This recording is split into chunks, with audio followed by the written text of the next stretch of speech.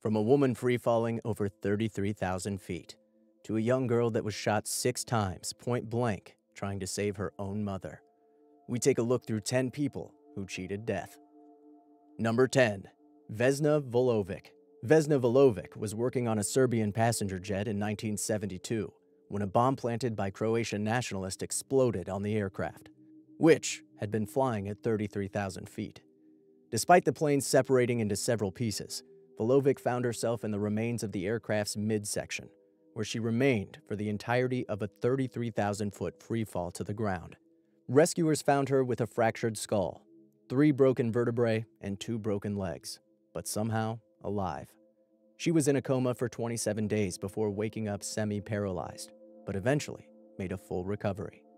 She remains the world record holder for the highest fall without a parachute. Number 9. Shannon Malloy.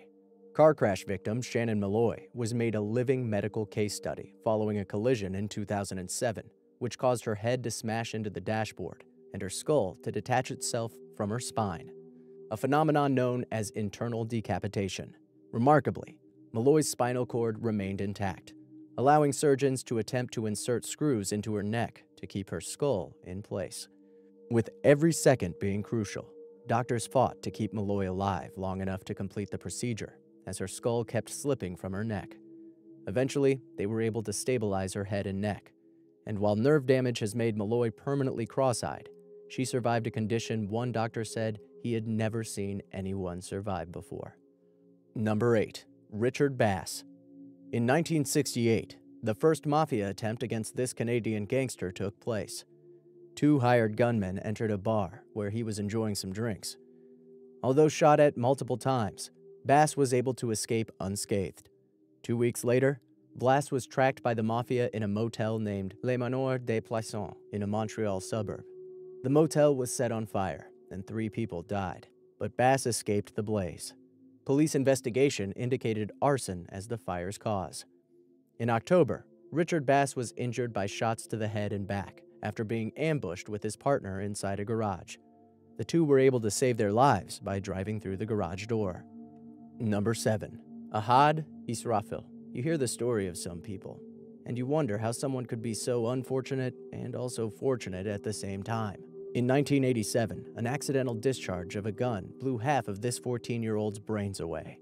Yet he survived and later graduated with honors. Doctors were able to fill the hole with a silicone block. The flap of skin was pulled over, and hair grew back over it, giving him a fairly normal appearance. Cranioplast was used to put the icing on the cake. Number 6. Alexis Goggin. Detroit schoolgirl Alexis was just 7 years old when her mother's ex-boyfriend abducted the pair at gunpoint.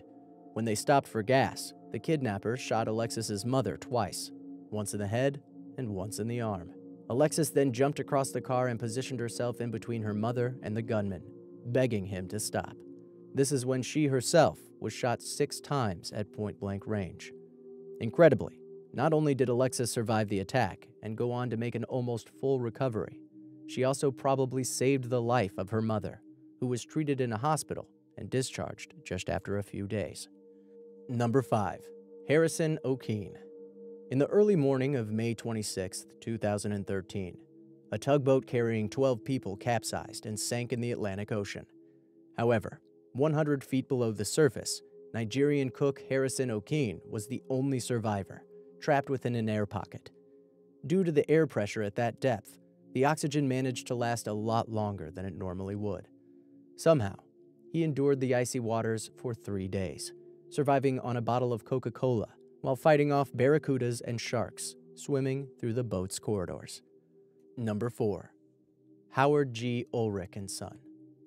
On July 9th of 1958, Howard G. Ulrich and his 8-year-old son, Sonny, were out boating in Lituya Bay of Alaska when a huge rock slide created a 1,700-foot-high tsunami. It destroyed everything in its path, but somehow their boat was untouched, and it surfed on top of the massive wave while everything below was devastated. Witnesses claimed the wave and the boat were moving at about 600 miles per hour. When it was all over, they miraculously ended up back in the bay where they had started, with no injuries at all. Number 3. Brent Case. Working in the forests of British Columbia, Canada as a surveyor, Brent Case unexpectedly came face to face with over 400 kilograms of lean, mean killing machine, a grizzly bear. Armed only with an axe and knowing that the bear could easily outrun him if he tried to flee, Case laid down on the ground and played dead.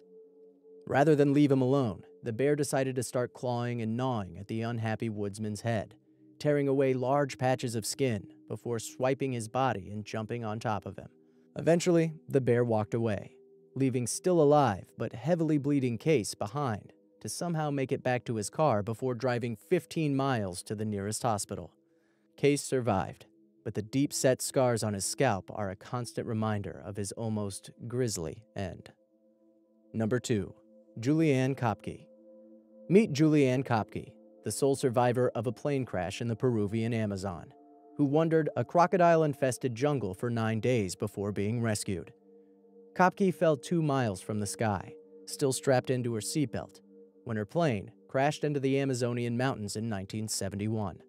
Remarkably, the German 17-year-old sustained only moderate injuries. She spent 10 days looking for help in the jungle, where the waters teemed with crocodiles and piranhas, until she was discovered by a group of Peruvian lumberjacks. Number 1. Norman Alstead Jr. On February 19th of 1979, Norman Alstead Jr. was on a plane with 3 other people when they encountered a sudden blizzard and crashed in the San Gabriel Mountains in California. He was the only one who survived. Now, alone and without food and water or anything to keep warm, he descended the mountain with his shoes as makeshift skis and 2 sticks for poles. He was finally rescued 9 hours later when he reached the bottom.